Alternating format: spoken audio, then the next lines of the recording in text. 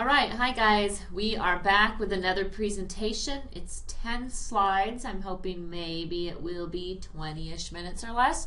So stick with me because this information is what you're going to need to get a good grade on your assignments and to get a good grade the first time and not have to redo them another time.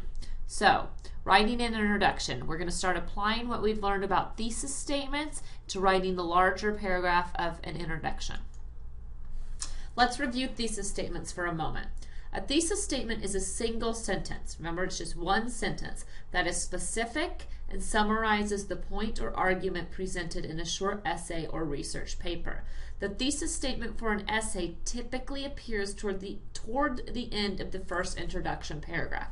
So remember that when you guys are writing your introduction paragraphs, the thesis statement isn't the first sentence, but it's the last sentence in your introduction paragraph. So the last sentence of the first paragraph. All right, so here's some important words for this lesson that I want to tackle before we get too much further in, and so you can understand these words when I use them. The first word is a hook. Okay, a hook is a writing technique. It's used to catch a reader's attention in the beginning of a written work. It should be the first sentence in your introduction paragraph for these assignments that we're about to do. So your first sentence is a hook. There are several types of hooks that we can use. One of them is an anecdote.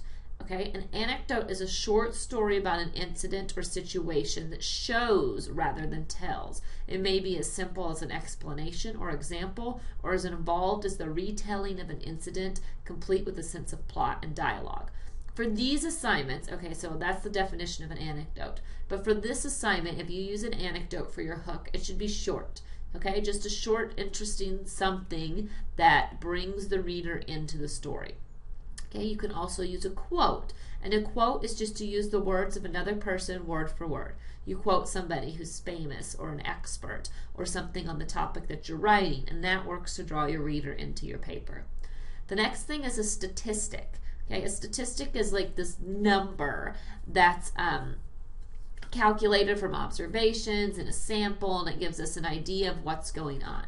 So if you're going to use a statistic for your hook, you're going to want to use a surprising statistic or a surprising fact for your hook. And then to pique, if you're trying to pique someone's interest, it needs to stimulate or trigger. So the hook works to pique their interest in your topic.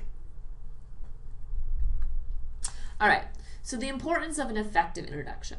An introduction should be effective, and having an effective introduction is highly important. It's the first impression that you make on your reader. You only get one chance to capture the reader's attention, and you should take special care to create the best first impression you can by writing an effective introduction.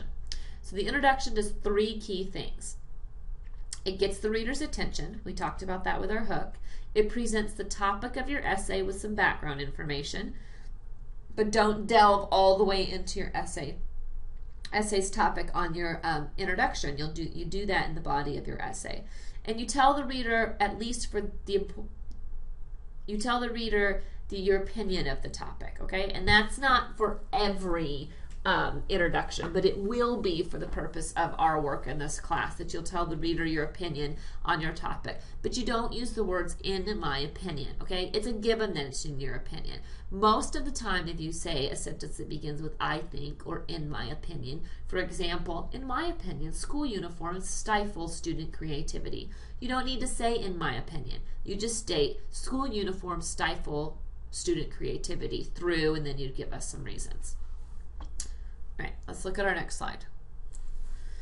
So we're writing an introduction. We've talked about what the hooks are, and that's step one when we're writing an introduction, is to write our hook. So in our vocabulary, I gave you some keywords, and we'll review them briefly again here in more, not briefly, in more depth. Okay, so you're going to catch the reader's attention, and these are the 4 ways that you have to choose from to catch your reader's attention. You can quote a poem or passage from a favorite author. You can ask a question. You can include an anecdote that is unusual or humorous, or you can state a surprising fact or statistic from an expert's opinion. So you're going to do one of those 4 things first off when you write your introduction. You're going to write a hook.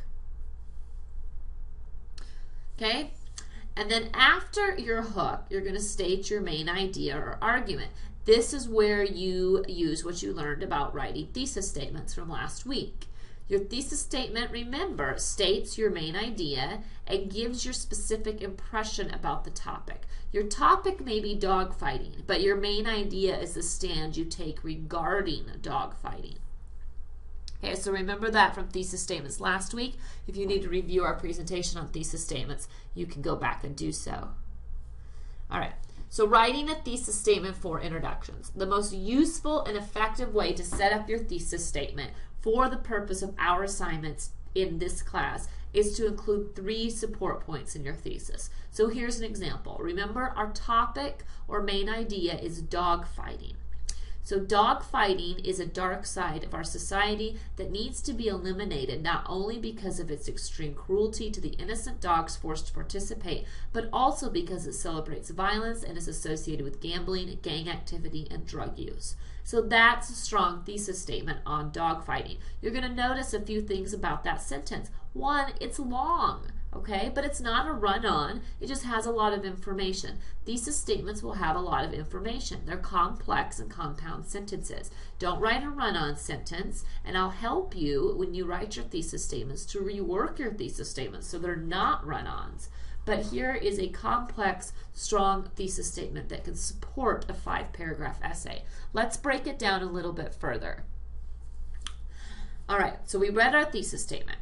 And the points stated in the thesis statement will then become part of the topic sentence for each of your 3 body paragraphs. That's why it's important to include those 3 points. So when we break down our example, we get our opinion. Remember, we're expressing an opinion without saying I think or in my opinion. And that opinion was dogfighting is a dark side of our society that needs to be eliminated. That's our opinion. Dogfighting is bad, get rid of it.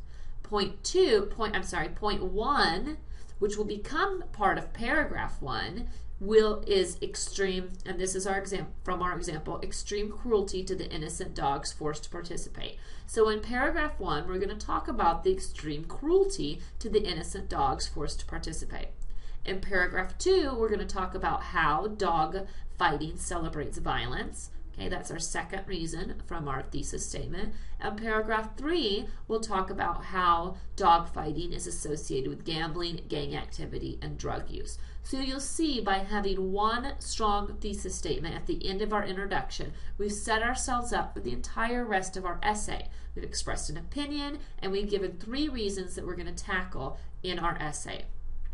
After you've done this, you've developed your thesis statement, you would conduct some research and find evidence that supports each of these points that you're going to include in your essay. So you'd find evidence that supports the extreme cruelty in dogfighting. And you'd find evidence that supports why dogfighting celebrates violence. And you'd find evidence that supports how it's associated with gambling, gang activity, and drug use. And you'd use this evidence in your body paragraphs. So here's an example introduction. We're going to continue our topic of dogfighting. If dogfighting is such a terrible thing, what encourages people to become involved, and what can we do to stop it? Despite pressure from animal rights groups and everyday citizens, many states do not have strict laws against dogfighting. Dogfighting is a dark side of our society that needs to be eliminated, not only because of its extreme cruelty to the innocent dogs forced to participate, but also because it celebrates violence and is associated with gambling, gang activity, and drug use. So we have our hook, okay? We decided to use the question. We asked the reader a question with our hook. So if dogfighting is such a terrible thing, what encourages people to become involved, and what can we do to stop it? Okay, that hook, that question draws our reader into the paper. Now, I included a transition statement, and a lot of you will want to do so. It's nice. It makes your example, it makes your introduction more thorough, but it's not always required. So the transition statement in our example introduction was, despite pressure from animal rights groups and everyday citizens, many states do not have strict laws against dogfighting. And then our thesis statement, which I don't need to read to you again, but you will see it's the same thesis statement that we had from our earlier slides, and it sets up the rest of our paper. So this strong introduction, you should spend a lot of time on your introduction. You've done a lot of things here in just 3 sentences, and you've set up the whole rest of your paper, so it will go a lot more smoothly for you and more smoothly for your reader when they're trying to read your paper. Let's take a second to review. Now, pay attention while I review, because these review points are answers to questions in your quiz that follow this presentation. So, the introduction is important for several reasons. 1, it's the reader's first impression of your essay. 2, it sets the tone for the rest of the paper, and it tells the reader what the paper is about. This is why the introduction is important. Okay, our second review point. Effective ways to catch the reader's attention, which are called the hook, are as follows. You can quote a poem or passage from a favorite author, you can ask a question, or you can tell a story that is unusual or humorous, or you can state a surprising fact or statistic. Okay, review point number 3. Your thesis statement should occur at or near the end of your introduction paragraph. It's not the first sentence in your introduction paragraph, it is the last sentence. We're very close to the last sentence in your introduction paragraph, but it must occur in that first introduction paragraph. Okay, and this is a reminder, we talked about this last week. Thesis statements are never questions. Don't confuse your hook, which can be a question, with your thesis statement. That can never be a question. Right, and let's continue to review point number 5. Thesis statements combine the topic, dogfighting, with the main idea. Dogfighting needs to be eliminated. The topic is the subject of your paper, and the main idea is how you feel about it. Okay, and then it also includes support. Okay, and in our examples, extreme cruelty, celebrates violence, and associated with gambling, gang, and drug activity. Okay, so within one sentence, we have a topic, a main idea, and some support. We combine those 3 things into one beautiful, complex sentence that then becomes a thesis statement. Now, the 3 support points you make in your thesis statement become the topics for the 3 body paragraphs in a 5-paragraph essay. Now, we're going to continue our study to include, eventually you'll be writing a 5-paragraph essay, not on dogfighting, but rather on the poem that you chose back when we were studying Emily Dickinson and you picked that one poem to write your essay question on. So we will continue our work. Everything's building. We started with literary devices. We applied literary devices to the study of poetry. Now we're going to have thesis statements, and we're going to pull back in, we're going to apply thesis statements to introductions, to the 5-paragraph essay, and pull back in what we studied about poetry and literary devices with our 5-paragraph essay. So by the end of the quarter, everything will have built where you understand how all these concepts can interrelate and you can increase your writing skills. So what I need you to do now that we've reviewed and we've talked about thesis statements, we've talked about introductions, you need to answer the 10 questions that follow this presentation.